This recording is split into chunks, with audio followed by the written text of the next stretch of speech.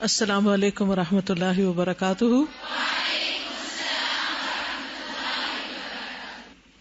کیا حال ہے سب کا؟ الحمد للہ۔ چلیے شروع کرتے ہیں۔ اعوذ باللہ من الشیطان الرجیم۔ صراط الذین انعمت علیہم، ان لوگوں کا راستہ جن پر تو نے انعام کیا۔ کون ہیں وہ لوگ؟ اس میں شامل ہیں انبیاء، شہداء، صدیقین اور صالحین۔ تو سیدھا راستہ گویا ان لوگوں کا راستہ ہے جن کا نام اللہ نے قرآن مجید میں منشن کر دیا ہے کہ وہ انبیاء ہیں۔ تو ہمیں کیا کرنا چاہیے؟ اپنی زندگی کو کس کے مطابق ڈھالنا چاہیے؟ ہماری زندگی کس کی زندگی کے مطابق ہو یا کس کی مثال ہمارے سامنے ہو؟ سب سے پہلے انبیاء علیہم السلام میں بھی اب ہمارے لیے کون نمونہ ہے؟ نبی صلی اللہ علیہ وسلم۔ گویا ہمیں کوئی بھی کام کرنا ہو تو یہ دیکھنا ہوگا کہ اس کی سنت میں کیا دلیل ہے، اور احسن عمل اور اچھے عمل کی بھی یہی شرط ہے کہ ایک تو یہ کہ وہ خالص اللہ کے لیے ہو، اور دوسرے یہ کہ وہ نبی صلی اللہ علیہ وسلم کی سنت کے مطابق ہو۔ آپ کتنا بھی بڑا کام کر لیں، لیکن اگر وہ بدعت ہے، بظاہر دیکھنے میں نیکی کا کتنا بھی بڑا کام کر لیں، لیکن اس کی کوئی دلیل سنت سے نہیں ملتی، تو کیا ہوگا؟ من احدث فی امرنا ھذا ما لیس منہ فہو رد، جس نے ہمارے اس دین میں، اس اسلام میں کوئی نیا کام جاری کر دیا، کوئی نیا طریقہ جاری کر دیا جو اس میں ہے نہیں، تو وہ ریجیکٹڈ ہے، مردود ہے۔ اب جیسے ہمارے ہاں مرنے کے مواقع پر، فوتگی کے موقع پر طرح طرح کی رسمیں کی جاتی ہیں، اور بعض اوقات ان کو نیکی سمجھ کر، عبادت سمجھ کر کیا جاتا ہے، لیکن ان کی اصل اگر نبی صلی اللہ علیہ وسلم کی زندگی میں نہیں تو وہ ساری چیزیں کیا ہیں؟ ریجیکٹڈ، ان کا کچھ بھی فائدہ نہیں۔ اسی طرح باقی اعمال بھی۔ تو انبیاء علیہم السلام کے بعد دوسرے کون ہیں؟ من النبیین والصدیقین والشہداء۔ صدیقین جو سچے ہوں اور سچ کی تلاش میں ہوں، سچائی سے محبت کرتے ہوں، یعنی ہر چیز کو اس کی اصل حقیقت پر دیکھنا چاہتے ہوں۔ یہی لوگ خود کو بھی فائدہ پہنچاتے ہیں اور دوسروں کو بھی۔ جو شخص جھوٹ پر رہتا ہے خود بھی ایک illusion میں ہوتا ہے، خود کو بھی دھوکہ دیتا ہے اور دوسروں کو بھی دھوکہ دیتا ہے۔ چاہے ریسرچ کے نام پر کوئی جھوٹ بول رہا ہو یا کسی اور موقع پر، کسی بھی حال میں جھوٹ جو ہے وہ گوارا نہیں، جھوٹ بے برکتی کا سبب بنتا ہے۔ تو صدیقین جو ہیں ان کا راستہ، ان کے طریقے کو ہمارے لیے مشعل راہ بنایا گیا۔ وہ سیدھا راستہ اگر کوئی اختیار کرنا چاہتا ہے تو اپنی زندگی میں سچائی کی صفت اختیار کرے۔ تو صدیقین کے بعد کون ہیں؟ من النبیین والصدیقین والشہداء۔ شہداء ہیں۔ شہداء کے دو معنی ہیں، ایک وہ جنہوں نے اللہ کے راستے میں اپنی جان دے دی، اور دوسرے شہداء کس کی جمع ہے؟ شاہد کی جمع ہے، گواہ۔ کون ہیں قرآن مجید کے مطابق یہ گواہ کون ہیں؟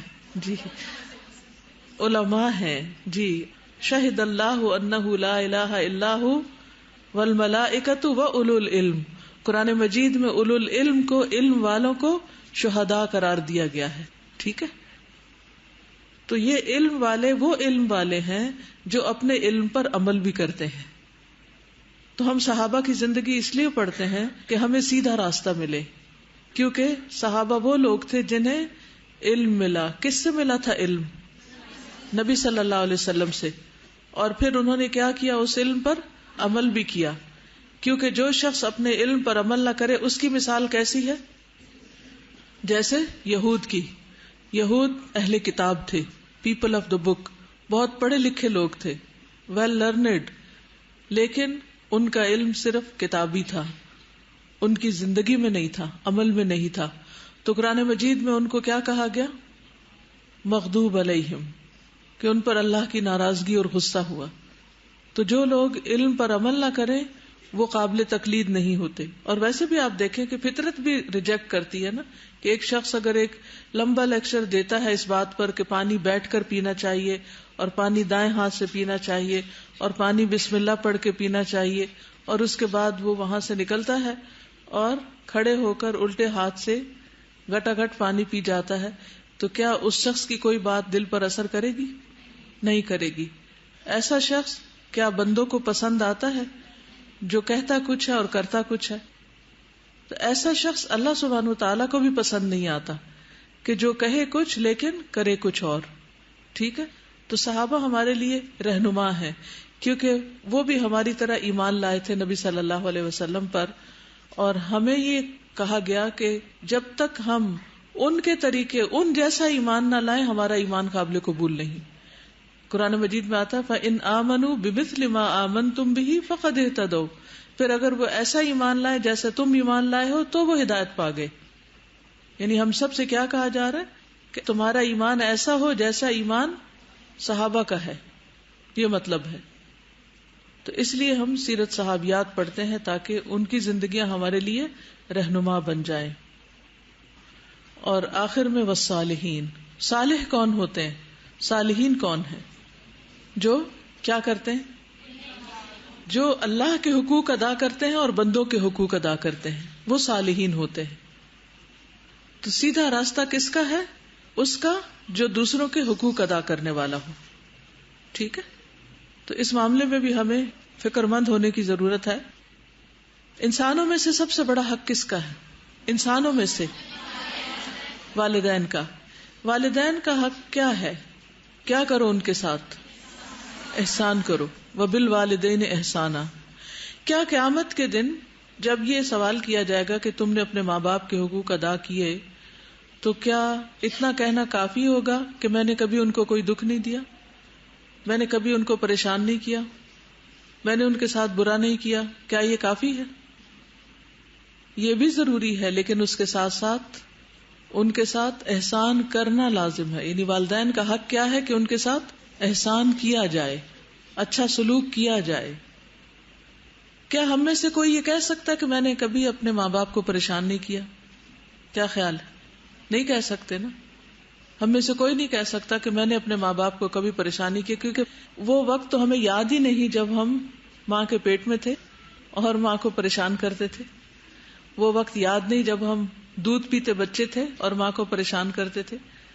جب ٹاڈلر تھے تو پریشان کرتے, جب اسکول شروع کیا تو پریشان کرتے, جب ہوم ورک ملتا تو نہ کر کے پریشان کرتے, جب کھانے کا وقت آتا تو کھانا نہ کھا کے پریشان کرتے.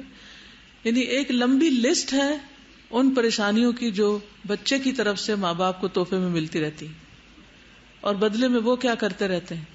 احسان کرتے رہتے ہیں. تو ہمیں بھی کیا کرنا ہے؟ والدین کے ساتھ احسان کرنا ہے, اور پھر رشتے داروں کے ساتھ اور یتیموں اور مسکینوں اور سوسائٹی کے باقی لوگوں کے ساتھ. اس میں آپ دیکھیے کہ کہیں یہ نہیں کہا گیا اپنے بچوں کے ساتھ احسان کرو. یہ کیوں نہیں کہا گیا؟ یہ بتائیے, کون بتائے گا آپ میں سے؟ جی, یہ تو انسان کے اندر رکھ دیا گیا ہے, یہ کہنے کی ضرورت ہی نہیں. کسی کو کہنے کی ضرورت ہی نہیں کہ اپنے بچوں کے ساتھ احسان کرو. بچوں کے ساتھ تو ہم میں سے ہر شخص اپنی ذات سے بڑھ کر احسان کرتا ہے. خود بھوکے رہ کے ان کو کھلاتے ہیں, خود پیاسے رہ کے ان کو پلاتے ہیں, خود جاگ کے ان کو سلاتے ہیں.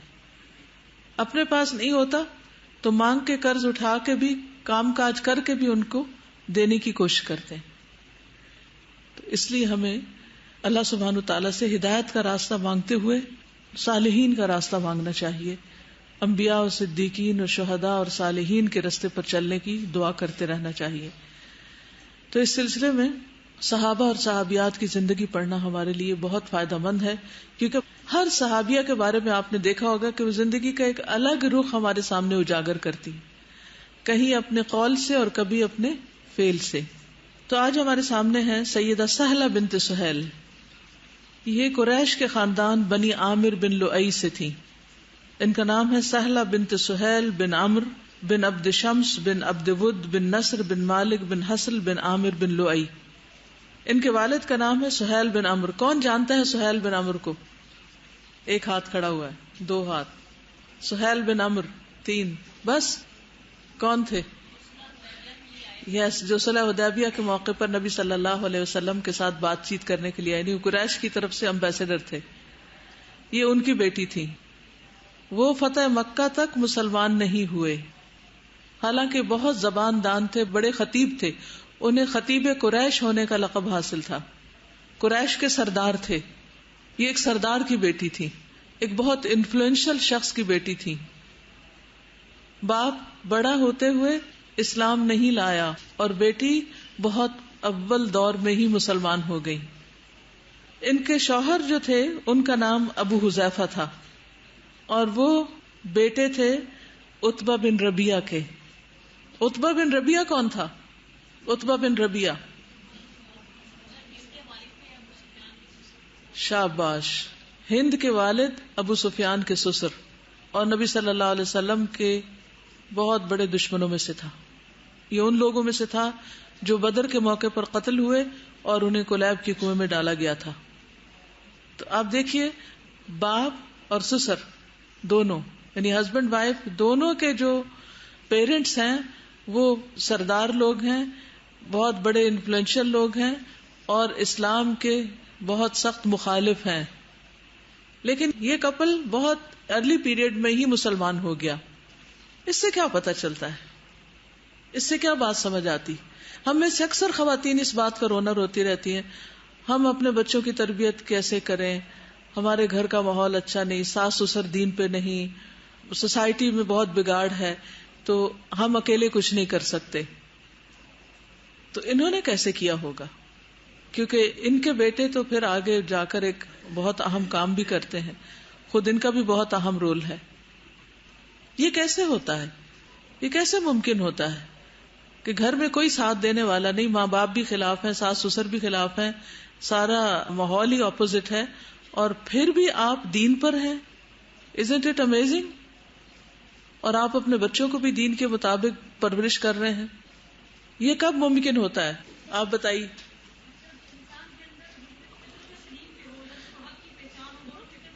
جی ابھی ہم نے صدیقین کی بات پڑھی نا. صدیق جو خود سچا ہو، جو سچائی کی تلاش میں ہو، جب حق اور سچ سامنے آ جائے تو اس کو فوراً قبول کر لے، بہانے نہ کرے، عذر پیش نہ کرے. انہوں نے کوئی بہانہ نہیں کیا، کوئی عذر نہیں پیش کیا. ہمیں جو کام کرنا ہوتا ہے اس کے لیے ہم بہت سی وجوہات تلاش کر لیتے ہیں کرنے کی، اور جو نہیں کرنا چاہتے اس کے لیے بہانے کرتے رہتے ہیں. اگر ہم میں سے ہر ایک کو اپنی آخرت کی فکر ہو تو یہ پھر ہو نہیں سکتا کہ ہم سچائی کو پسند نہ کریں. پھر ہم سارے زمانے سے ٹکر لے کر بھی کیا کریں گے؟ حق کو ہی اپنائیں گے، چاہے کتنی بھی مخالفت ہو. دیکھیے سوسائٹی ہو، لوگ ہوں، گھر والے اور رشتے دار ہوں، یہ سارے اللہ سبحانہ تعالیٰ کے مقابلے میں کیا حیثیت رکھتے ہیں؟ اللہ بڑا ہے یا یہ بڑے؟ اللہ سبحانہ تعالیٰ بڑے یا ماں باپ بڑے؟ اللہ سبحانہ تعالیٰ بڑے یا ساس سسر بڑے؟ اللہ سبحانہ تعالیٰ بڑے یا ہمارے آس پاس کے میل ملاپ کا جو سرکل ہے، جو ہمارا سوشل سرکل ہے، وہ بڑا ہے؟ کون بڑا ہے؟ پھر ہم کیوں ایسا کرتے ہیں کہ ان سب کی بات مان لیتے ہیں اور اللہ کی بات پیچھے چھوڑ دیتے ہیں؟ حالانکہ کرنے کا کام کیا ہے کہ اللہ اکبر جب ہم زبان سے کہتے ہیں تو پھر دل سے بھی اللہ اکبر ہی مانے، اور جو اللہ تعالیٰ کا حکم آتا جائے اس کو قبول کرتے جائیں. تو ایک اور بات یہ پتہ چلتی ہے کہ سچائی کو اختیار کرنا، اس کا عمر سے کوئی تعلق نہیں کہ کوئی ینگ ہے یا اولڈ ہے. اس کا آپ کی اپنی سوچ سے تعلق ہے کہ آپ کیا چاہتے ہیں، آپ کی نیت کیا، آپ کا ارادہ کیا ہے. تو ان کا نام سہلہ، اور سہلہ کے 3 اور بہن بھائی تھے. ایک ام کلثوم، یہ بھی بہت ارلی ایج میں مسلمان ہو گئی تھی. ایک عبداللہ اور ایک ابو جندل جو صلح حدیبیہ کے بعد مسلمان ہو کر نبی صلی اللہ علیہ وسلم کے پاس مدینہ آئے تھے. یاد ہے ابو جندل؟ سب کو یہ نام تو جانا پہچانا ہے. یہ سہیل بن عمرو کے بیٹے تھے اور ان کے بھائی تھے سہلہ کے. تو آپ دیکھیے کہ دونوں پیرنٹس مسلمان نہیں، لیکن بچے چاروں مسلمان ہو گئے، یعنی ینگ ہیں لیکن اللہ کے دین کو قبول کر گئے. سہلہ اور ان کا خاوند ان لوگوں میں سے ہیں جنہوں نے مکہ میں اسلام کا ظہور ہوتے ہی پہلے مرحلے میں اسلام قبول کر لیا تھا. لیکن ابو حذیفہ کا والد عتبہ بن ربیعہ قریش کے احمق سرداروں میں سے تھا. لوگوں کا یہ خیال تھا کہ ابو حذیفہ اپنے والد کے بعد قریش کا سردار شمار ہوگا، لیکن باپ کے خواب ادھورے رہ گئے اور اس کی تمام کاوشیں ہوا کے جھونکوں کی طرح فضا میں تحویل ہو گئیں. جب اسے علم ہوا کہ اس کا بیٹا ابو حذیفہ دین محمد صلی اللہ علیہ وسلم کا پیروکار بن گیا ہے. اب دیکھیں یہاں ایک اور چیز بھی ہے کہ انہوں نے سرداری کو بھی چھوڑ دیا، اس بات کی بھی پرواہ نہیں کی کہ میرا ایک عہدہ اور ایک مقام ہوگا اور مجھے آئندہ ایک بہت بڑی پوسٹ ملنے والی ہے. ان باتوں کو نہیں سوچا. کیوں؟ انسان اپنے بڑے بڑے عہدے اور اپنی بڑی بڑی پوسٹ کب چھوڑ سکتا ہے؟ دنیا کے مفادات کب چھوڑ سکتا ہے؟ جب آخرت اس کی نظر میں اہم ہوتی ہے. اور دنیا کی حقیقت کیا ہے؟ دنیا میں آپ کو بڑے سے بڑا بھی اعزاز مل جائے تو وہ کتنے دن کے لیے ہے، اور زندگی کا کس کو بھروسہ. فردوسی ایک ایران کا بہت بڑا شاعر تھا، قدیم ایران کا. تو اس کی کتاب شاہنامہ بہت مشہور ہے. شاہنامہ تو مولانا شبلی نعمانی اپنی کتاب شعر العجم میں فردوسی کا تذکرہ کرتے ہیں. وہ ان سے اتنے زیادہ متاثر تھے کہ ایک مصرے کے بارے میں انہوں نے لکھا، شبلی نعمانی نے، کہ یہ ایک لشکر جرار کی حیثیت رکھتا ہے. اتنا پاورفل مصرع ہے یہ. اور اس کا ترجمہ ہے، مجھے نہ ہلاؤ ورنہ ساری زمین ہل جائے گی. حوالے تو سمپل سا، لیکن شبلی نعمانی اس سے بہت متاثر تھے. سلطان محمود غزنوی فردوسی کے شاہنامے سے بہت متاثر تھا، تو اس نے 60,000 درہم کا انعام جو تھا وہ فردوسی کے پاس بھیجا. شاہی اونٹوں کے اوپر یہ انعام جو تھا وہ ایران بھیجا گیا تھا. اور کہتے ہیں کہ جس وقت یہ اونٹ شہر میں داخل ہو رہے تھے تو ایک گیٹ سے داخل ہو رہے تھے اور دوسرے گیٹ سے فردوسی کا جنازہ باہر جا رہا تھا. یعنی اتنا بڑا شاعر، اتنا دلوں کو ہلانے والا، جس کا ایک ایک جملہ جو ہے وہ اتنا ویلیو کیا جائے اور جس پر اس کو اتنا بڑا انعام ملے، وہ انعام ابھی پہنچا نہیں کہ وہ دنیا سے رخصت ہو گیا. کتنے ہی موقع ایسے ہوتے ہیں، اور یہ ایک نہیں کئی ایک مثالیں ہیں. کینیڈا کا ایک سائنٹسٹ تھا، اس کو نوبیل پرائز ملنے والا تھا، رالف اس کا نام تھا، اور سب تیاریاں مکمل ہو چکی تھی، نامینیشن ہو چکی تھی، لیکن 3 دن پہلے اس کی وفات ہو گئی اور وہ پرائز حاصل نہیں کر سکا. دنیا میں نام باقی رہ گیا، لیکن وہ نام کیا فائدہ دے گا آخرت میں؟ انسان دنیا کی شان و شوکت کے لیے کوشش کرتا ہے، محنت کرتا ہے، بڑا انسان بننا چاہتا ہے، شہرت کمانا چاہتا ہے، مال و دولت کمانا چاہتا ہے، کچھ بن کے دکھانا چاہتا ہے، تاریخ کا حصہ بننا چاہتا ہے. لیکن یہ ساری چیزیں بیکار ہیں اگر انسان سے اس کا رب راضی نہیں، اگر وہاں کوئی مقام نہیں. تو ہم سب کو اس بارے میں سوچنا چاہیے کہ عہدے ہوں، بڑے بڑے مقام ہوں، بڑے بڑے مکان ہوں، وہ ہمیں کچھ بھی فائدہ نہیں دے سکتے اگر حقیقت کو ہم نے نہیں پایا اور اس کو فیس کرنے کے لیے ہم نے تیاری نہیں کی. تو بہرحال انہوں نے اس کی کوئی پرواہ نہیں کی کہ مجھے میرے باپ کی وفات کے بعد کچھ ملنے والا ہے اور میں اس کو کیسے چھوڑ دوں. جب قریش کی طرف سے مسلمانوں کی ایذا رسانی بہت زیادہ بڑھ گئی تو رسول اللہ صلی اللہ علیہ وسلم نے مسلمانوں کو سرزمین حبشہ کی طرف ہجرت کرنے کی اجازت دے دی تاکہ مسلمان حبشہ میں رہتے ہوئے اللہ تعالیٰ کی بغیر کسی تکلیف اور رکاوٹ کے عبادت کر سکیں، کیونکہ حبشہ کے حکمران نجاشی کے ہاں کسی پر ظلم نہیں کیا جاتا تھا. ابو حذیفہ اپنی بیوی کے ساتھ مہاجرین کی ایک جماعت کے ہمراہ سرزمین حبشہ کی طرف روانہ ہوئے. حالانکہ باپ بھی سردار، سسر بھی سردار، لیکن کوئی پناہ دینے کو تیار نہیں تھا، تو یہ اسلام پر عمل کرنے کے لیے مائیگریٹ کر گئے. کہاں گئے؟ حبشہ. ابو حذیفہ اور اس کی بیوی سہلہ حبشہ میں اطمینان اور سکون کے ساتھ رہے. حبشہ ہی میں سیدہ سہلہ نے اپنے بیٹے محمد کو جنم دیا. ابو حذیفہ کو یہ بات بری لگتی تھی کہ اس کا باپ عتبہ دشمنان اسلام کی تائید میں ہے، لیکن کیا اللہ تعالیٰ نے یہ فرمان نہیں دیا اور وہ علیم و خبیر ہے. ارشاد باری تعالیٰ ہے، من یہد اللہ فہو المہتد ومن یضلل فلن تجد لہ ولیا مرشدا. جسے اللہ تعالیٰ ہدایت دے وہی ہدایت پر ہے، اور جسے وہ گمراہ کر دے تو آپ اس کے لیے ہرگز کوئی رہنما دوست نہیں پائیں گے.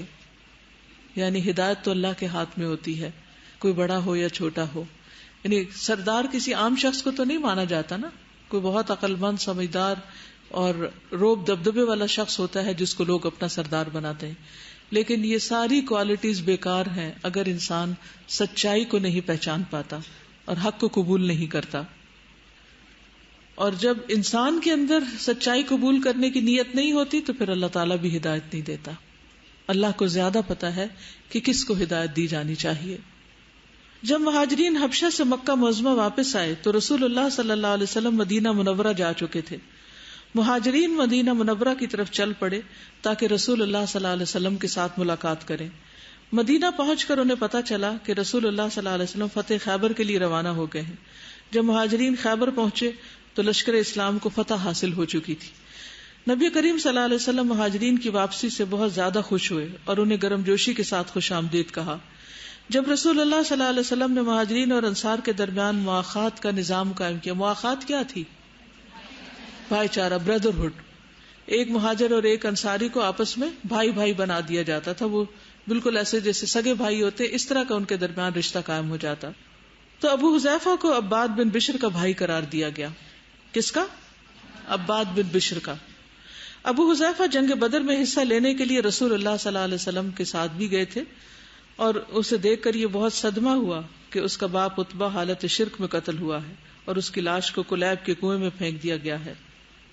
حضرت سہلہ کا ایک بہت مشہور واقعہ ہے جو بخاری میں آپ نے پڑھا ہوگا، اور وہ ہے ان کے آزاد کردہ غلام کو بڑی عمر میں دودھ پلانے کا. تو سہلہ کا سالم کو دودھ پلانے کا قصہ. سالم کون تھے؟ سالم اصلاً فارسی تھے. ایران کے شہر استخر سے ان کا تعلق تھا. استخر غلام کی حیثیت میں یہ ابو حذیفہ کی ایک اور بیوی تھی، ثبیتہ شاید اس کا نام تھا، اس کے غلام تھے. تو جب انہوں نے اس کو آزاد کیا تو ابو حذیفہ نے ان کو اپنا منہ بولا بیٹا قرار دے دیا. عالم فاضل مہاجر صحابہ میں سے تھے. سیدہ عائشہ صدیقہ اور سیدہ ام سلمہ فرماتی ہیں کہ ابو حذیفہ بن عتبہ بن ربیعہ بن عبد شمس نے سالم کو اپنا متبنہ بنا لیا اور اس کا نکاح اپنے بھائی کی بیٹی ہند بن ولید بن عتبہ بن ربیعہ کے ساتھ کر دیا. سالم ایک انصاری خاتون کا غلام تھا، اس کو متبنہ بنایا، جس طرح رسول اللہ صلی اللہ علیہ وسلم نے زید بن حارثہ کو اپنا متبنہ بنایا تھا. زمانے جاہلیت میں یہ رواج تھا کہ جو شخص کسی کو اپنا متبنہ بنا لیتا لوگ اسے اس کے نام سے پکارتے اور وہ اس کا وارث ہوتا تھا، یہاں تک کہ اللہ تعالی کے سینے میں دو دل نہیں رکھے. نہ اس نے تم لوگوں کی ان بیویوں کو جن سے تم زہار کرتے ہو، یعنی اپنی ماں کی طرح کہتے ہو، ان کو تمہاری ماں بنا دیا ہے. یعنی بیوی کو ماں کہنے سے بیوی ماں نہیں بنتی. اور نہ اس نے تمہارے منہ بولے بیٹوں کو تمہارا حقیقی بیٹا بنایا ہے. یعنی کسی بچے کو اگر تم کہو بیٹا تو تمہارا اصلی بیٹا نہیں بن جاتا. یہ تو وہ باتیں ہیں جو تم لوگ اپنے منہ سے نکال دیتے ہو، مگر اللہ وہ بات کہتا ہے جو مبنی بر حقیقت ہے، اور وہی صحیح طریقے کی طرف رہنمائی کرتا ہے. منہ بولے بیٹوں کو ان کے باپوں کی نسبت سے پکارو، یعنی جس کا وہ بچہ ہے اسی کے نام سے اس کا نام رکھو. یہ اللہ کے نزدیک زیادہ منصفانہ بات ہے، یعنی انصاف والی. پھر وہی سچائی والی بات ہے نا کہ انسان کسی کو اگر بیٹا کہے تو ایک تو ہوتا ہے نا کیسے پیار سے بیٹا بلانا، اور ایک یہ ہے کہ اس کو اپنا بیٹا بنا لینا جس کو متبنہ کہتے ہیں، یعنی اس کو اڈاپشن اختیار کر لینا. تو کسی کو اڈاپٹ کرنے سے اس کا سٹیٹس نہیں بدل جاتا، وہ اسی کا بیٹا رہتا ہے جس کا وہ ہے. اور اگر تمہیں معلوم نہ ہو کہ ان کے باپ کون ہیں تو وہ تمہارے دینی بھائی اور رفیق ہیں. یعنی ہر بچے کا یہ حق ہے کہ اس کو یہ پتا ہو کہ اس کا اصل باپ کون ہے. کسی بھی انسان سے یہ حقیقت نہیں چھپائی جانی چاہیے. آپ اپنے بارے میں سوچیں کہ اگر ہم سے یہ جھوٹ بولا گیا ہو کہ کسی اور کو ہمارا باپ بتایا گیا اور اصل باپ کا ہمیں پتہ ہی نہ ہو تو ہمارے لیے کتنی بڑی صدمے اور دکھ کی بات ہے. یعنی انسان اس معاملے میں کسی جھوٹ کو برداشت ہی نہیں کر سکتا. تو اسی طرح کسی بھی بچے سے اس کا یہ حق نہیں چھیننا چاہیے. اگر کسی بچے کے ماں باپ بچپن میں فوت ہو جاتے ہیں اور اس کو آپ لے کے پالتے ہیں، اس کو بیٹے کی طرح رکھتے ہیں، اس کی ساری ضروریات کا خیال رکھتے ہیں، اس کو پڑھاتے ہیں لکھاتے ہیں، تو جب وہ سمجھدار ہو جائے تو اس کو پیار سے اعتماد میں لے کر بتا دینا چاہیے کہ اس کے اصل باپ کون تھے اور ان کے ساتھ کیا حادثہ پیش آیا اور پھر کس طرح اللہ تعالیٰ نے انہیں آپ کے حوالے کر دیا. اس سے کسی قسم کا خوف اور خطرہ نہیں ہوتا انسان کو. لیکن بہت سے لوگ جب جھوٹ بول کر اپنے آپ کو باپ بتاتے ہیں یا بچے کو بیٹا کہتے ہیں تو اس کا نتیجہ یہ ہوتا ہے کہ ادھر ادھر سے لوگ ضرور کانوں میں بات ڈال دیتے ہیں، اور پھر جب پتہ چلتا ہے تو ایک دم ٹرسٹ ختم ہو جاتا ہے. اور جس بچے کا اپنے ماں باپ پر ہی ٹرسٹ نہ ہو، کیونکہ ریلیشن شپ میں سب سے اہم چیز ٹرسٹ ہوتا ہے، اعتماد ہوتا ہے کہ دوسرا مجھ سے محبت کرتا ہے، کیئر کرتا ہے، دوسرا مجھے انڈرسٹینڈ کرتا ہے. تو جب یہ ٹرسٹ کا رشتہ ختم ہو جاتا ہے تو پھر یوں لگتا ہے جیسے دنیا ہی ختم ہو گئی. تو بجائے اس کے کہ بچے کو کوئی اور بتائے، خود بتا دینا زیادہ بہتر ہے. اور اس کا نام بھی نہیں بدلنا چاہیے، جو اس کا باپ ہے اسی کے نام پر ہی اس کا نام رکھنا چاہیے. ہاں اگر یہ پتہ ہی نہ ہو کہ باپ کون ہے کسی بھی وجہ سے، تو اس صورت میں پھر وہ تمہارے دینی بھائی اور رفیق ہیں. اس صورت میں بھی یہ نہیں کہ پھر تم اس کے باپ ہو، نہیں، پھر تمہارا اور اس کا اسلام کا رشتہ ہے. نادانستہ جو تم کہو اس کے لیے تم پر کوئی گرفت نہیں. نادانستہ یعنی ناسمجھی میں جو بات یا لا علمی میں یا اگنورنس میں جو کہہ چکے ہو تو اس کے لیے تم پر کوئی پکڑ نہیں، بھول چوک معاف ہے. لیکن اس بات پر ضرور گرفت ہے، ضرور پکڑ ہے جس کا تم دل سے ارادہ کرو. اللہ درگزر کرنے والا اور رحیم ہے. ابو حذیفہ کی بیوی سہلہ بنت سہیل نبی کریم صلی اللہ علیہ وسلم کی خدمت میں حاضر ہوئی اور اس نے عرض کیا، اے اللہ کے رسول، سالم کو ہم اپنا بیٹا سمجھتے ہیں، وہ میرے اور ابو حذیفہ کے ساتھ گھر میں رہتا ہے. اللہ تعالیٰ نے اب متبنہ بچوں کے بارے میں حکم نازل کر دیا ہے، اس کے بارے میں آپ کی رائے کیا ہے؟ ہمارے لیے کیا حکم ہے؟ رسول اللہ صلی اللہ علیہ وسلم نے فرمایا، اسے اپنا دودھ پلا دو. تو اس نے اسے 5 گھونٹ دودھ پلا دیا تو وہ اس کا رضائی بیٹا بن گیا، یعنی وہ بچہ. اس بارے میں ایک اور روایت بھی ہمیں ملتی ہے کہ حضرت عائشہ ہی کی روایت ہے اور صحیح مسلم کی روایت ہے کہ ابو حذیفہ کے مولا سالم ابو حذیفہ اور ان کی اہلیہ کے ساتھ ان کے گھر ہی میں قیام پذیر تھے. تو ان کی اہلیہ یعنی سہلہ بنت سہیل نے نبی صلی اللہ علیہ وسلم کی خدمت میں حاضر ہو کر عرض کیا کہ سالم مردوں کی حد بلوغت کو پہنچ چکا ہے، یعنی ایک مرد ہے، بڑا ہو گیا ہے، بالغ ہو گیا ہے، اور وہ عورتوں کے بارے میں وہ سب سمجھنے لگا ہے جو وہ سمجھتے ہیں، اور وہ ہمارے پاس آتا ہے، یعنی میرا محرم نہیں ہے. اور میں خیال کرتی ہوں کہ ابو حذیفہ کے دل میں اس سے کچھ ناگواری ہے، یعنی وہ منہ بولا بیٹا اب بڑا ہو گیا ہے، ایک جوان مرد بن چکا ہے، تو میرے شوہر اس کو محسوس کرتے ہیں. تو نبی صلی اللہ علیہ وسلم نے ان سے فرمایا، تم اسے دودھ پلا دو تاکہ اس پر حرام ہو جاؤ اور وہ ناگواری دور ہو جائے جو ابو حذیفہ کے دل میں ہے. چنانچہ وہ دوبارہ آپ کے پاس آئی اور کہا، میں نے اسے دودھ پلوا دیا ہے. اب وہ ناگواری دور ہو گئی جو ابو حذیفہ کے دل میں تھی. تو یوں مسئلے کا حل نکال دیا گیا. اب کیا اور جن لوگوں نے کسی نامعلوم بچے کو اڈاپٹ کیا ہو اور اسے اپنا بیٹا کہا ہو، اگر وہ بالغ ہو جائے تو کیا اس کے لیے بھی یہی حکم ہے؟ تو اس سلسلے میں ازواج مطہرات کا کہنا یہ ہے کہ یہ حکم صرف انہی کے لیے خاص تھا. سیدہ عائشہ صدیقہ کا یہ موقف تھا کہ دودھ پلانے سے رضاعت کے احکامات لاگو ہو جاتے ہیں، خواہ بچہ دودھ پینے کی مدت سے تجاوز کر چکا ہو. لیکن سیدہ ام سلمہ اور باقی ازواج مطہرات کا یہ موقف ہے کہ رضاعت کے احکامات اس پر لاگو ہوں گے جو دودھ پینے کی عمر میں دودھ پیے. ازواج مطہرات نے سیدہ عائشہ صدیقہ سے کہا کہ شاید نبی کریم صلی اللہ علیہ وسلم نے سالم کے لیے خاص طور پر حکم دیا ہو اور دوسرے لوگوں پر اس کا اطلاق نہ ہوتا ہو. تو کیا پتہ چلتا ہے کہ اب ایسا نہیں ہو سکتا، یہ ان کے لیے خاص تھا کہ انہیں محرم بنا دیا گیا دودھ پلا کر. تو اب تک جو کچھ آپ نے پڑھا ہے اس سے کیا سیکھا آپ نے؟ حضرت سہلہ اور حضرت ابو حذیفہ کی زندگی سے کیا سبق ہمیں ملتا ہے؟ کیا بات آپ کو اپنے لیے سمجھ میں آئی؟ جی السلام علیکم ورحمۃ اللہ. کہ حالات آپ کے کتنے بھی اگینسٹ ہوں زندگی میں، لیکن جب آپ کسی حق بات پر ڈٹ جاتے ہیں یا آپ کو یقین ہو جاتا ہے، ایمان پختہ ہونا، اصل بات تو ایمان پختہ ہو جاتا ہے نا، اور آپ یہ سمجھ جاتے ہیں کہ اللہ تعالیٰ سب سے بڑا ہے، جب یہ یقین آ جاتا ہے تو پھر آپ کے لیے سارے حالات جو ہیں وہ کوئی چیز میٹر نہیں کرتی، نہ اولاد، ارد گرد کا جو بھی آپ سے ریلیٹڈ لوگ ہوں. اصل چیز یہ ہے کہ آپ کا خوف ختم ہو جاتا ہے. اور جب خوف ختم ہو جاتا ہے تو پھر اللہ تعالیٰ کی ہیلپ ضرور آپ کو آتی ہے اور حالات بہتر بھی ہو جاتے ہیں. اور آپ نے صرف اپنے ہی بارے میں سوچنے کی بجائے آپ نے اپنی اگلی نسل کے بارے میں بھی سوچنا ہوتا ہے. بالکل، کہ جب وہ کنورٹ ہوئے تو ان کی جو اگلی نسل ہے وہ ساری چینج ہو گئی. آپ پچھلے والوں کو نہ سوچتے رہیں بلکہ آگے کی طرف دیکھیں تو وہ زیادہ، یعنی پیچھے پلٹ کے نہ دیکھیں، آگے کو دیکھیں. حالات کا رونا نہ روئیں، اپنے حالات خود پیدا کریں. آج کی مائیں اکثر بہت پریشان ہوتی ہیں کہ بچے جو ہیں وہ گیجٹس میں لگے رہتے ہیں اور فتنہ بہت ہے، ہماری نہیں سنتے، بگڑ رہے ہیں یا بگڑ نہ جائیں. تو ایسی صورت میں ہمارا کیا رول بنتا ہے؟ ایسی صورت میں ہمارے لیے سیدہ سہلہ کی زندگی میں کیا سبق ہے کہ ایک طرف پورا ماحول اگینسٹ ہے اور ایسا ویسا نہیں کہ ان کو اپنے ماں باپ بھی پناہ دینے کو تیار نہیں، ان کے اوپر شدید آزمائشیں آ گئی، مار پٹائی بھی شروع ہو گئی، حتیٰ کہ انہیں ہجرت کرنی پڑی. کہاں؟ حبشہ کی طرف. یعنی اتنا اگینسٹ تھا ماحول کہ اپنے بھی اپنے نہیں رہے. ماں باپ بھی اپنے نہیں رہے، تو انہوں نے پھر بھی کیا کیا. تو اس کانٹیکس میں ہمیں کیا سبق ملتا ہے کہ حالات کتنے بھی غیر موافق ہوں، اصل چیز کیا ہے جو انسان کی حفاظت کرتی. جی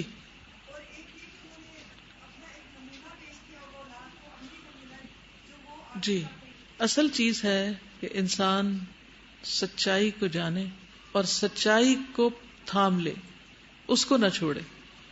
بچے اگر کسی بھی چیز سے ایکسپوزڈ ہیں، کچھ بھی خرابی ہے ماحول میں، لیکن اگر وہ آپ کو ایک بہترین رول ماڈل پاتے ہیں، آپ کو دیکھتے ہیں کہ امی کبھی جھوٹ نہیں بولتی، امی ہمیشہ سچی بات کرتی، اور آپ انہیں صحابہ کے حالات سناتے ہیں، اچھے اچھے واقعات سناتے ہیں، قرآن و سنت کا علم دیتے ہیں، تو پھر ڈرنے کی ضرورت نہیں، کیونکہ آپ بچوں کے دل میں کرائیٹیریا پیدا کر دیتے ہیں.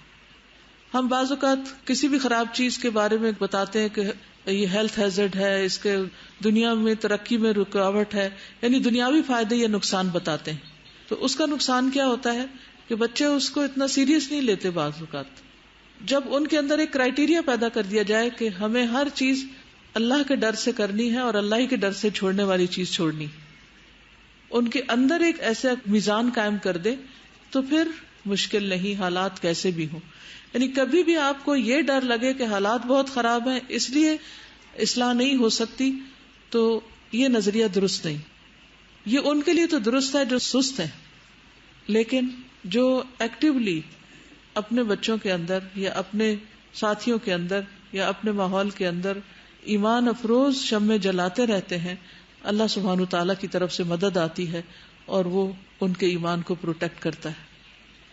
میں یہ کہنا چاہ رہی ہوں کہ انہوں نے اپنے ایمان کی حفاظت کے لیے ہجرت کر لی، اور ہم یہ صرف پڑھتے ہیں کہ فلاں نے ہجرت کر لی، صحابہ نے ہجرت کر لی، لیکن اس کو ہم اپنی ذات پہ قیاس نہیں کرتے کہ اپنا گھر، اپنی جائیداد، اپنی سراؤنڈنگ، اپنے کانٹیکٹس، ان سب چیزوں کو چھوڑ کے آپ صرف ایمان کی حفاظت کے لیے ایک جگہ سے دوسری جگہ اس جگہ کو ہی چھوڑ کے چلے جاتے ہیں. بس ہم یہ پڑھتے ہیں کہ اچھا فلاں نے ہجرت کر لی، جیسے ان کے لیے بڑا آسان تھا، ان کو ہم سمجھتے نہیں. اور ہم اب ایک کمرے سے دوسرے کمرے میں، اگر وہاں پہ ٹی وی یا کمرے میں کچھ ایسا ہے تو ہم اتنی سے ہجرت نہیں کر سکتے، تو کہاں کہ ہم ایک جگہ ہی چھوڑ کے صرف اس بات کے لیے ہم ہجرت کر جائیں. تو یہ ان کا ایکٹ دیکھیں کہ کتنا بڑا ہے، تو پھر بالکل بچوں کو بھی سمجھ آ جائے گی کہ ماں باپ کے لیے کس چیز کی ویٹیج ہے اور وہ کس کے لیے سیکریفائس کر رہے ہیں. بالکل. جی وعلیکم السلام. وی نو کہ ایک اچھا مومن وہ ہوتا ہے جو حقوق اللہ اور حقوق العباد دونوں دیتا ہے، اور صحابیات کی زندگی میں سے even the little points we have to see کہ اس میں سے ہم کیا کیا سیکھ سکتے ہیں. تو ایک چیز جو میں نے نوٹس کی کہ وہ آپ صلی اللہ علیہ وسلم کے پاس جاتی ہیں، کہتی ہے کہ میرے شوہر کو یہ چیز ناگوار گزری. تو ایک اچھی بیوی وہ ہوتی ہے کہ چھوٹی چھوٹی چیزوں میں بھی وہ دیکھتی ہے کہ میرے شوہر کو کیا پسند ہے کیا نا پسند ہے، کیونکہ وہی چیزیں اگر نہ ہم اس پہ دھیان دیں تو وہی چیزیں پھر بعد میں وہ بڑی سی چیز بن جاتی ہیں. تو she notices this is what he likes, this is what he doesn't like, اور اس کی پھر اصلاح کرنے کی کوشش کرتی ہیں. بالکل بہت اچھا پوائنٹ آپ نے نکالا کہ بیوی کا یہ فرض بنتا ہے کہ وہ اس بات کا خیال رکھے کہ کون سی چیزیں جو ہے وہ شوہر کو پسند ہے اور کون سی نہیں، کیونکہ بعض اوقات شوہر کی ناپسند کے مطابق کرتے کرتے بہت معاملات خراب ہو جاتے ہیں اور گھر تک ٹوٹنے کی نوبت آ جاتی ہے. ابو حذیفہ کی شہادت. ابو حذیفہ سالم سے بہت محبت کرتے تھے.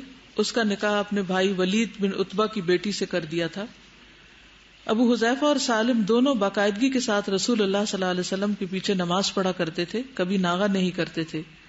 اسی طرح دونوں رسول اللہ صلی اللہ علیہ وسلم کے ساتھ غزوات میں شریک ہوا کرتے تھے. سالم رضی اللہ عنہ علم، حفظ قرآن اور حسن تلاوت کے حوالے سے، یہ انڈر لائن کر لیجیے، سالم جو تھے غلام تھے اور پھر اس کے بعد آزاد ہوئے، منہ بولے بیٹے بنے، اور اوریجنلی عرب نہیں تھے، فارسی الاصل تھے، لیکن حفظ قرآن اور حسن تلاوت کے حوالے سے اس مقام پر پہنچ گئے کہ وہ مہاجرین کو نماز پڑھایا کرتے تھے. نبی صلی اللہ علیہ وسلم نے خاص طور پر ان سے قرآن سیکھنے کا حکم دیا تھا. یہ اللہ تعالیٰ کا فضل اور شفقت ہے، جسے چاہتا ہے عطا کرتا ہے. رسول اللہ صلی اللہ علیہ وسلم کی وفات کے بعد سیدنا ابو بکر صدیق خلیفہ بنے. کچھ مسلمان مرتد ہو گئے اور انہوں نے زکوٰۃ دینے سے انکار کر دیا، تو سیدنا ابو بکر صدیق نے ان سے لڑنے کے لیے لشکر کشی کی. ابو حذیفہ اور سالم خالد بن ولید کے لشکر میں شامل ہو کر یمامہ کی طرف روانہ ہوئے تاکہ مسلمہ کذاب کے خلاف فیصلہ کن جنگ لڑیں. اللہ سبحانہ وتعالیٰ نے مسلمانوں کو فتح دی. بعض مسلمان اس جنگ میں شہید بھی ہوئے. لوگوں نے ابو حذیفہ اور سالم کو دیکھا وہ دونوں شہادت کے درجے پر فائز ہو چکے تھے، دونوں شہید ہوئے اکٹھے جنگ یمامہ میں. ان دونوں کے چہروں پر مسکراہٹ کے آثار نمایاں تھے، جیسے وہ بڑے آرام اور سکون کی نیند سوئے ہوئے ہوں. ان دونوں نے سرزمین یمامہ پر اپنا فرض ادا کر دیا تھا اور مرتدین کی جڑ کاٹنے میں بڑا اہم کردار ادا کیا تھا. اللہ سبحانہ وتعالی یمامہ کے شہداء پر اپنی رحمت کی برکھا برسائے اور شہداء اسلام پر اپنی رحمت کا سایہ دراز کرے. اللہ تعالیٰ شہید کی بیوی سیدہ سہلہ کو اپنی رحمت اور رضا سے نوازے، آمین یا رب العالمین. سہلہ کے ایک بیٹے محمد تھے، محمد بن حذیفہ، اور یہ صحابی تھے کیونکہ یہ حبشہ میں پیدا ہوئے تھے اور پھر انہوں نے بھی واپس ہجرت کی. حضرت عثمان بن عفان نے انہیں مصر کا گورنر بنایا تھا. یہ باپ تو شہید ہو گئے تھے لیکن اس کے بعد بیٹا مصر کا گورنر بنا. پھر اسی طرح محمد بہترین قاری بھی تھے. عبد الملک بن ملیل کہتے ہیں کہ ایک مرتبہ جمعہ کے دن میں ممبر کے قریب عقبہ رضی اللہ تعالیٰ عنہ کے ساتھ بیٹھا ہوا تھا. محمد بن ابی حذیفہ آئے اور ممبر پر بیٹھ کر خطبہ دینے لگے. پھر قرآن کریم کی کوئی سورت پڑھی اور وہ بہت بہترین قاری تھے. عقبہ کہنے لگے، اللہ اور اس کے رسول نے سچ فرمایا. میں نے رسول اللہ صلی اللہ علیہ وسلم کو یہ فرماتے ہوئے سنا ہے کہ بہت سے ایسے لوگ قرآن پڑھیں گے جن کے حلق سے وہ آگے نہ جائے گا، وہ دین سے اس طرح نکل جائیں گے جیسے تیر شکار سے نکل جاتا ہے. یعنی اس موقع پر انہوں نے یہ حدیث روایت کی کہ قرآن مجید کو اچھی طرح پڑھنا بھی ایک فریضہ ہے، لیکن اسے صرف حلق تک نہیں رکھنا چاہیے، اسے دل تک اترنا چاہیے، اس کو سمجھنا بھی چاہیے اور اس پر عمل کرنا چاہیے. کیونکہ بہت سے لوگ اب دیکھیے کہ قرآن پڑھیں گے لیکن قرآن ان کے حلق سے نیچے نہیں جائے گا اور دین سے نکل جائیں گے. تو یہ کتنے ڈرنے والی بات ہے کہ ہم بعض اوقات یہ سوچتے ہیں کہ ہم نے قرآن پڑھ لیا اس لیے ہم محفوظ ہو گئے ہیں، اب تو ہم پکے دیندار بن گئے. تو کچھ لوگوں کے ساتھ یہ حادثہ بھی ہو سکتا ہے کہ قرآن پڑھنے کے باوجود وہ دین سے نکل جائیں.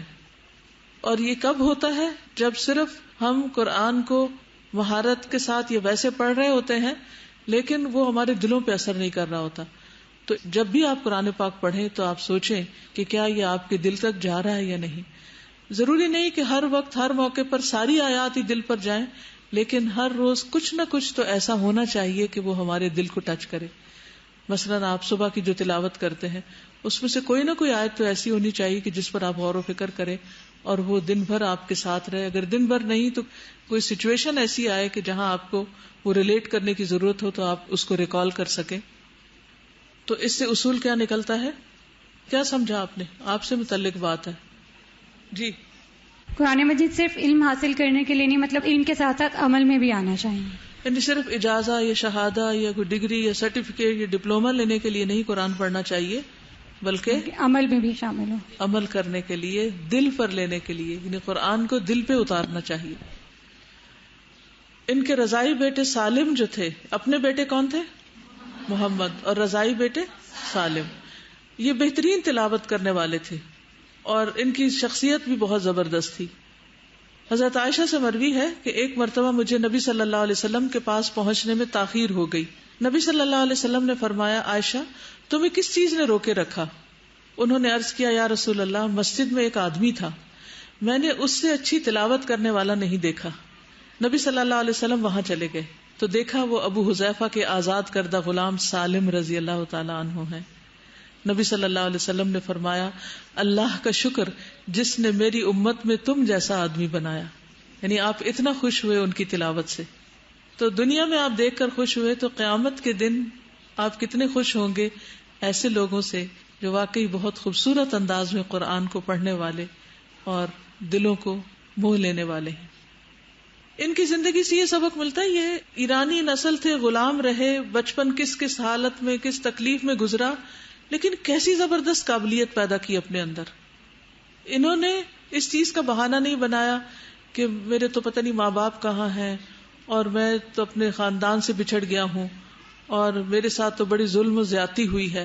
ہم میں سے کچھ لوگ سیلف پٹی کا شکار رہتے ہیں، وہ ہر وقت ایسی باتیں سوچتے رہتے ہیں، کرتے رہتے ہیں کہ میرے ساتھ فلاں نے یہ ظلم کیا، ماں باپ نے یہ کیا، سسرال نے یہ کیا، شوہر نے یہ کیا، دوستوں نے یہ بے وفائی کی. سارے زمانے کی وہ شکایتیں اپنے دل میں پالے رکھتے ہیں اور پھر خود کچھ نہیں کرتے کراتے. تو کرنے والے کون ہوتے ہیں؟ جو ساری شکایتوں سے دل کو صاف کر لیں اور کرنے کے کام پر فوکس کریں. ٹھیک ہے نا؟ آپ اپنی زندگی میں سوچئے کہ وہ کون سی شکایت ہے جو آپ کو کام کرنے سے روکے رکھتی ہے، وہ کس کا رویہ ہے جس پر آپ پریشان ہوتے ہیں اور کرنے والا کام نہیں کرتے. کیونکہ ہمارا عام طور پر ایٹیٹیوڈ بلیمنگ ہوتا ہے، ہم ہر وقت دوسروں کو بلیم کرتے رہتے ہیں. شوہر نے کچھ کہہ دیا، موڈ آف ہے، آج میں بچوں کو کام نہیں کرا رہی. اور بعض مائیں تو نعوذ باللہ بددعائیں دینے تک پہ آ جاتی، سارا غصہ ان معصومے پہ اتارتی ہیں، مار پیٹ کرتی ہیں یا ان کے ساتھ زیادتی کرتی ہیں. تو اس کا تو کوئی جواز نہیں ہے. پھر سالم جو تھے سب سے زیادہ قرآن کو یاد کرنے والے تھے. عبداللہ ابن عمر رضی اللہ عنہما سے مروی ہے کہ جب پہلے مہاجرین رسول اللہ صلی اللہ علیہ وسلم کی ہجرت سے بھی پہلے قباء کے مقام عصبہ میں پہنچے تو ان کی امامت ابو حذیفہ کے غلام سالم رضی اللہ تعالی عنہ کیا کرتے تھے. آپ کو قرآن سب سے زیادہ یاد تھا. کتنا بڑا اعزاز ہے، کتنا بڑا ٹائٹل ہے. سوچئے اگر کلاس میں ٹیچر آپ کو کہے کہ ماشاءاللہ آپ کو قرآن سب سے زیادہ یاد ہے تو آپ کی خوشی کا عالم کیا ہوگا. تو ان کو یہ اعزاز ملا کہ یہ سب سے زیادہ جاننے والے تھے. پھر آپ صلی اللہ علیہ وسلم نے یہ بھی فرمایا کہ خذوا القرآن من اربعۃ. مسروق سے روایت ہے کہ ہم حضرت عبداللہ ابن عمر کی خدمت میں حاضر ہوتے، ان سے محو گفتگو ہوتے. ان کے پاس ایک دن ہم نے عبداللہ بن مسعود کا ذکر کیا تو انہوں نے کہا، تحقیق تم نے ایسے آدمی کا ذکر کیا ہے جن سے میں اس وقت سے محبت کرتا ہوں جب سے میں نے ان کے بارے میں رسول اللہ صلی اللہ علیہ وسلم سے سنا ہے. کیا میں نے رسول اللہ صلی اللہ علیہ وسلم کو سنا، آپ نے فرمایا قرآن ان 4 لوگوں سے لیا کرو، یعنی 4 لوگوں سے قرآن سیکھو. ابن ام عبد، یہ کون ہے؟ عبداللہ بن مسعود، یس. اور معاذ بن جبل، ابی ابن کعب اور ابو حذیفہ کے مولا سالم. کتنا بڑا اعزاز ہے. آزاد کردہ غلام ہوتے ہوئے بھی بڑے بڑے صحابہ کی صف میں کھڑے ہیں حامل قرآن بن کر. یہ مسجد قباء کے امام بھی تھے. عبداللہ ابن عمر نے خبر دی ابو حذیفہ کے آزاد کردہ غلام سالم مہاجرین و اولین کی اور نبی صلی اللہ علیہ وسلم کے دوسرے صحابہ کی مسجد قباء میں امامت کیا کرتے تھے. ان اصحاب میں ابو بکر، عمر، ابو سلمہ، زید اور عامر بن ربیعہ بھی ہوتے تھے. یعنی بڑے بڑے صحابہ ہوتے تھے لیکن یہ ان کی امامت کیا کرتے تھے. عامر بن العاص سے مروی ہے کہ ایک مرتبہ مدینہ میں خوف و ہراس پھیلا ہوا تھا. ابو حذیفہ کے آزاد کردہ غلام سالم کے پاس آیا تو انہوں نے اپنی تلوار کی نیام اپنے جسم پر لٹکا رکھی تھی. میں نے بھی تلوار پکڑی اور نیام لٹکا لی. پس رسول اللہ صلی اللہ علیہ وسلم نے فرمایا، اے لوگو، گھبراہٹ کے اس وقت میں تم اللہ اور اس کے رسول کے پاس کیوں نہیں آئے؟ پھر فرمایا، تم نے اس طرح کیوں نہ کیا جس طرح ان 2 مومن مردوں نے کیا، یعنی اپنے آپ کو تیار کیوں نہ کیا مقابلے کے لیے. تو بہرحال حضرت سہلہ نے سالم جیسے انسان کی پرورش کر کے، ان کی تربیت کر کے ایک بہت بڑا اجر کمایا. یہ وہ لوگ ہیں جنہوں نے اپنی زندگیاں اسلام کے لیے قربان کی، اسلام کے لیے جیے اور اسلام کے لیے مرے. اللہ تعالی ہمیں بھی اس کی توفیق عطا فرمائے. اب آپ میں سے کوئی کچھ کہنا چاہے تو موسٹ ویلکم. جی استاذہ سے اتنا کچھ سیکھا ہے، یعنی ایسے لگتا ہے کہ جیسے اس وقت اسی ڈوز کی ہمیں ضرورت تھی. کیونکہ ہم لوگ جو خاص طور پہ مدرز ہیں، ہم لوگ عموماً سیلف پٹی میں چلے جاتے ہیں، اپنے آپ کو کمزور سمجھنا شروع کر دیتے ہیں. اور اگر خاص طور پہ اگر تھوڑا دین پڑھا ہوا ہے اور گھر کا ماحول مختلف ہے تو آہستہ آہستہ ہم بھی نا اسی بہاؤ میں چلنا شروع کر دیتے ہیں. اور یہاں پہ آ کے اب یہ ایمان تازہ ہوا ہے، جو کہ اکثر اپنا اندر کسی وقت پریشانی ہوتی ہے کہ شاید ہم بے بس ہیں، بچے اب بڑے ہو گئے ہیں، سن نہیں رہے. لیکن آج ایک نئی اسٹرینتھ ملی ہے کہ عورت ہرگز بے بس نہیں ہے. بالکل. یعنی اصل عمل دخل جو ہے وہ ہمارے اپنے ایمان کا ہے کہ ہمیں اس کو مضبوط رکھنا ہے. اور حضرت سہلہ جو ہے اگر وہ ایک غلام کی ایسی پرورش کر سکتی تھی تو ہم اپنی اولاد کی کیوں نہیں کر سکتے. اور ہم لوگ جب اپنے آپ پہ نظر ڈالیں تو ہم لوگ سمجھتے ہیں کہ ایک وقت تھا کہ جب ہمیں اپنی ماؤں کی باتیں بری لگتی تھی، ہمیں بھی ان کی بہت سی باتیں بری لگتی تھی. آج جب اپنا جائزہ لیتے ہیں تو ہم دیکھتے ہیں کہ ہم تو وہی ہیں، یا وہی چیزیں ہمارے پریکٹس میں آ رہی ہیں. بالکل، جو باتیں بری لگتی تھی وہی آج اچھی لگ رہی ہیں. بالکل. تو انشاءاللہ یعنی اپنے اندر کا وہ جو جذبہ ہے اس کو کمزور پڑنے نہیں دینا ہم نے.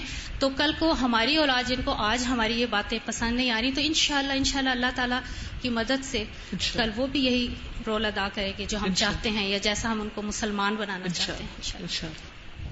جی السلام علیکم. وعلیکم السلام. استاذہ، اصل فرق یہ ہے کہ ترجیحات کیا ہیں. بس صرف بیٹھ کے 10 منٹ یہ سوچ لیں ٹاپ پہ رب ہے کہ نہیں ہے، اس وقت دنیا میں میرے بچوں کو رٹ چکی ہے یہ بات کہ مما نہیں، ٹاپ پہ قرآن ہے، ہوم ورک سے پہلے بچے پہلے قرآن پڑھتے ہیں، پھر اس کے بعد ہوم ورک کرتے ہیں، پھر گھر میں نکلنے سے پہلے اگر دعا بھول جائیں اتنی پریشانی کہ مما ہم نہیں دعا پڑھنے بغیر کیسے قدم باہر رکھ سکتے، 2 نوالے بسم اللہ کے بغیر پڑھ لیں پھر پریشان. یعنی اتنا یہ چیز ہو چکی ہے کہ اب ماشاءاللہ ان کو رٹ چکا ہے کہ جو کرے گا رب کرے گا، جو دے گا رب دے گا. بازار میں جانے سے پہلے کہتے نہیں مما مانگا جب ہے نہیں تو ملے گا کیسے. ماشاءاللہ، اور یہ ماں کی تربیت ہے. بالکل. اور ترجیحات بدل دیں، ہم سب اپنی ترجیحات بدل دیں.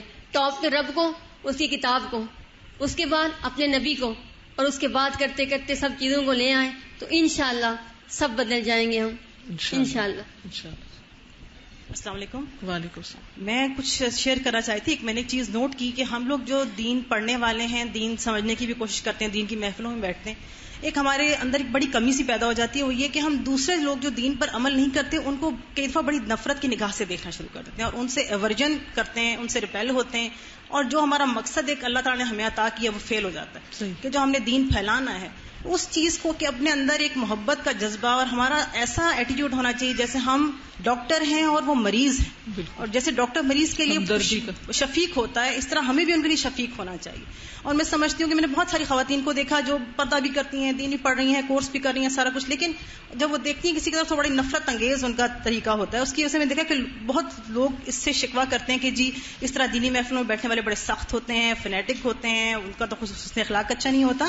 تو یہ چیز ہمیں کرنی ہے اپنے گھروں میں بھی. میں خاتون کو جانتی ہوں جنہوں نے 18 برس کے عرصے میں اپنے سسرال، اپنے شوہر بھی بالکل اپوزٹ سائڈ پہ تھے، اور اتنی حسن اخلاق، صبر، محبت اور ثابت قدمی سے ان پوری فیملی کو انہوں نے دین کی طرف راغب کر لیا.